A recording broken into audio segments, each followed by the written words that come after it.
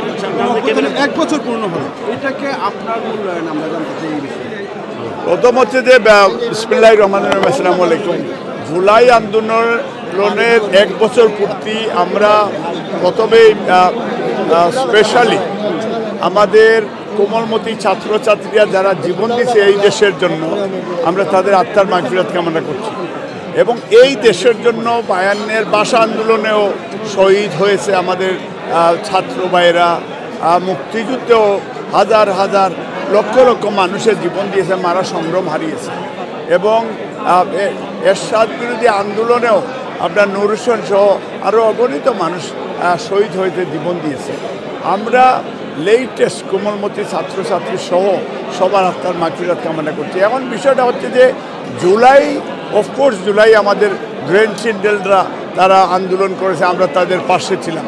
আমাদের মূল বিষয়টা হচ্ছে ইভেন বাংলাদেশেও জুলাই আন্দোলনের সবচেয়ে বৃহত্তর আন্দোলন আমরা প্রবাসে গড়ে তুলেছিলাম, আপনারা সাথে ছিলেন।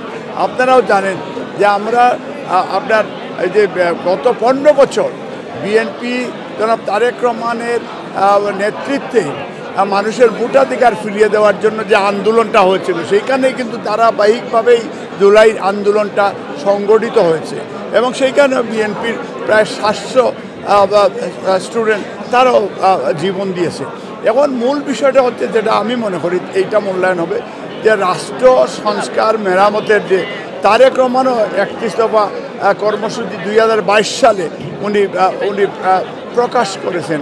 এবং রেইনবো নেশন বিল্ড করার জন্য উনি জাতি গঠনের সবার কাছে, এর আগেও বেগম খালেদা জিয়া উনি রাষ্ট্র মেরামতের জন্য, সংস্কারের জন্য কর্মসূচি দিয়েছেন।